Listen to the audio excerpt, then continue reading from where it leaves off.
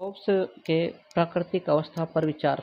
Hobbes ने मानव प्रकृति के स्वार्थी, युद्धप्रिय आदि के होने के आधार पर प्राकृतिक अवस्था का निरूपण किया है। प्राकृतिक अवस्था समाज और राज्य की उत्पत्ति होने से पूर्व की वह अवस्था है जिसे अराजक अवस्था कहा जा सकता है।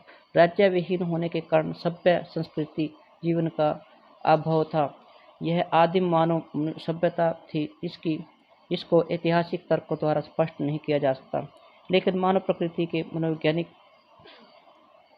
विश्लेषण के बाद उसका स्वरूप स्पष्ट हो जाता है। मनुष्य प्राकृतिक अवस्था में जंगलों में भटकता रहता था और उसकी प्रकृति अपने अस्तित्व की रक्षा तथा अधिकाधिक शक्ति को प्राप्त करने की ओर उन्मुख होने के कारण निरंतर संघर्ष की अवस्था थी। मनुष्य शक्ति बढ़ाने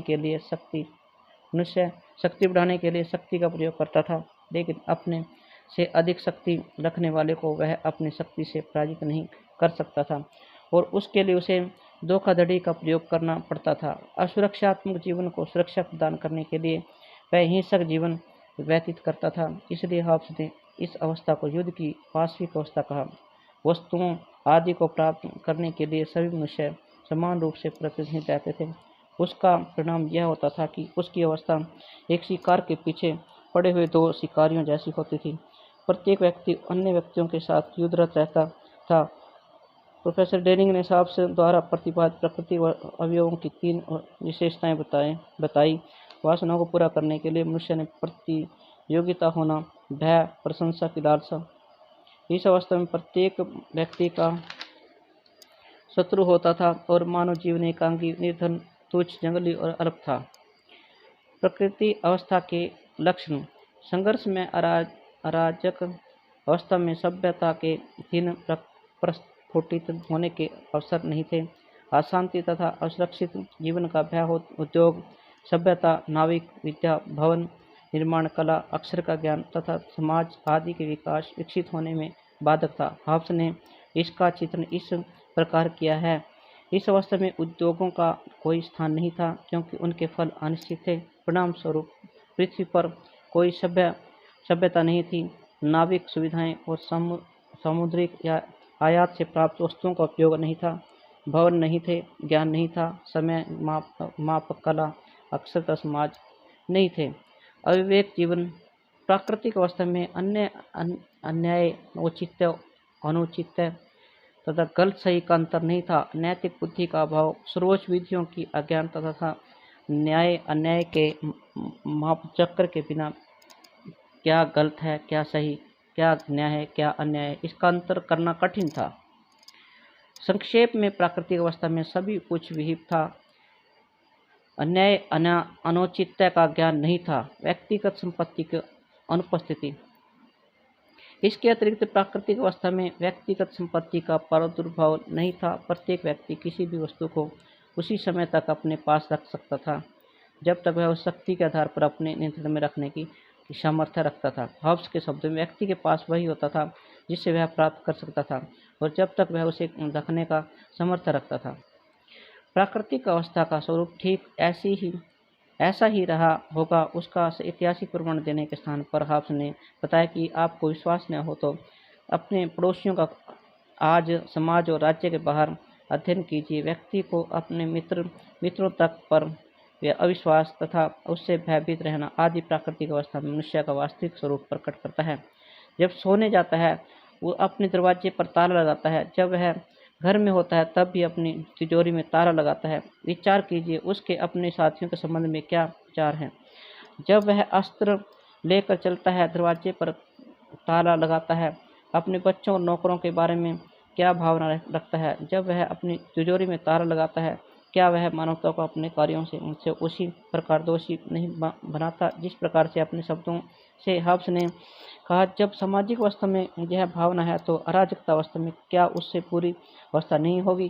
दूसरे, आज के सभ्य सुसंस्कृत देशों में जब सर्वोच्च सत्ताधारी शासन नहीं होता तथा गृह युद्ध के समय वैसी ही अवस्था रहती है। एक ही देश के निवासी अपने ही देशवासियों के प्रति हिंसा, क्रूरता, पशुता का प्रदर्शन करने लगते हैं। तीसरी, विश्व के राष्ट्रों के अंदर संप्रभु शासन के अभाव में यही अवस्था दिखाई देती। प्रत्येक राज्य सदैव युद्ध की तैयारी, अस्त्र शस्त्रों के विकास, षड्यंत्रपूर्ण रचनाओं में संलग्न रहकर इस प्रवृत्ति को ही प्रमाणित करते। प्राकृतिक अवस्था से राजनीतिक अवस्था में पहुंचने के बीच में हाब्स ने प्राकृतिक अधिकार और प्राकृतिक विधियों की व्याख्या की और उनमें क्या अंतर है यह भी स्पष्ट किया। प्राकृतिक अधिकार किसे कहते हैं? हाब्स ने बताया कि मनुष्य अपनी रक्षा के लिए जो कार्य कर सकता था वही प्राकृतिक अधिकार है। डार्विन ने हाब्स के विचारों को इस प्रकार व्यक्त किया कि प्राकृतिक अधिकार व्यक्ति की स्वतंत्रता के द्योतक हैं, जिसके द्वारा वह अपनी सुरक्षा के लिए उचित कार्य करता हो। यहाँ पर स्वतंत्रता का अर्थ बाह्य बंधनों का अभाव है। प्राकृतिक विधियाँ स्वतंत्रता के बजाय बंधनों के अभाव अतीत हैं। प्राकृतिक विधियाँ विवेक पर आधारित हैं। वे नियम हैं जो किसी कार्य के करने या न करने से संबंध रखते हैं, जो अपने को बनाए रखने के लिए उपयुक्त नहीं होते। हाब्स के अनुसार प्राकृतिक विधियों में विवेकपूर्ण आदेश हैं जो मनुष्य को यह बताते हैं कि जीवन बनाए रखने के लिए अपनी शक्ति के अनुसार क्या कार्य करना चाहिए और क्या नहीं करना चाहिए।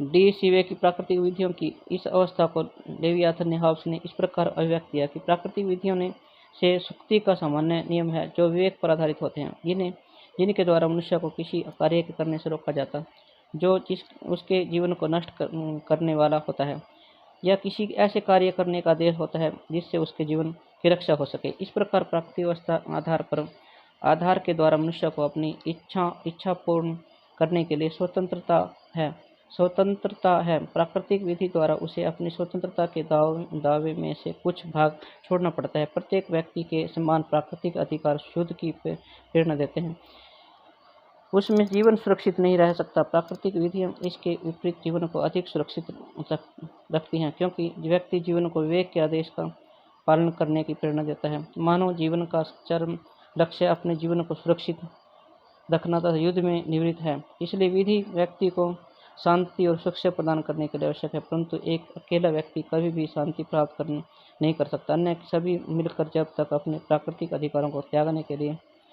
तैयार नहीं होंगे तब तक शांति नहीं लाई जा सकती। अतः व्यक्ति को सामूहिक रूप से अपने अधिकारों को त्यागना पड़ेगा।